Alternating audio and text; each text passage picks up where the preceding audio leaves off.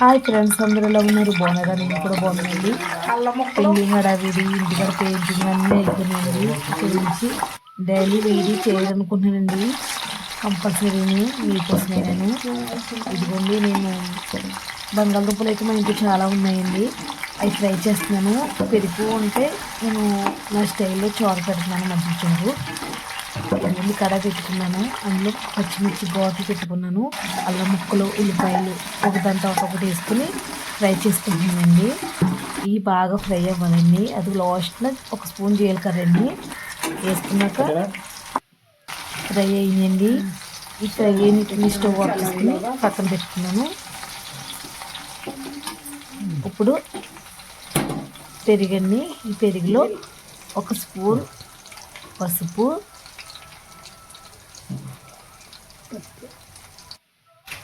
ఒక అర స్పూన్ కారం వేసుకుంటానండి. సరిపడగా సాల్ట్ అండి వేసుకుని వాటర్ వేసుకుని కలుపుకొని పక్కన పెట్టుకోవాలి.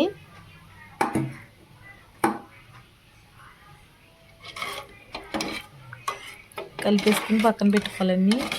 ఇప్పుడు ఇది చల్లారింది కదండి, మిక్సీ పట్టుకోవాలి. మరి పేస్ట్ లెక్కలు వద్దండి, వాటర్ ఏమి వేయకూడదు, కచ్చపచ్చగా ఉన్నది.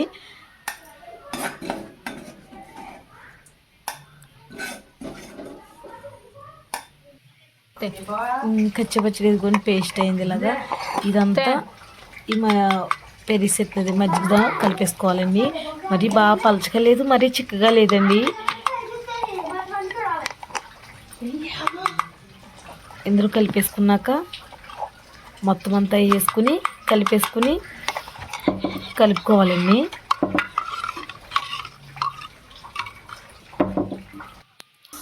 ఇదిగోండి ఇలా ఉంది. ఉప్పు చూసుకోండి, సరిపోతే మళ్ళీ వేసుకోండి. ఇదిగోండి 2 స్పూన్లు ఆయిల్ వేసాను ఇందులోను. ఇప్పుడు పోపు వేసుకుంటున్నానండి. కరివేపాకు, ఎండుమిర్చి, ఎల్లుల్లిపాయ, జీలకర్ర, ఆవాలు, కాస్త ఇంగువ కూడా వేస్తానండి, కాకపోతే చూపించలేదు మీకు. ఇవన్నీ ఫ్రై అయిన తర్వాత అండి బాగా ఫ్రై చేసుకోవాలి. స్టవ్ ఎప్పుడు కూడా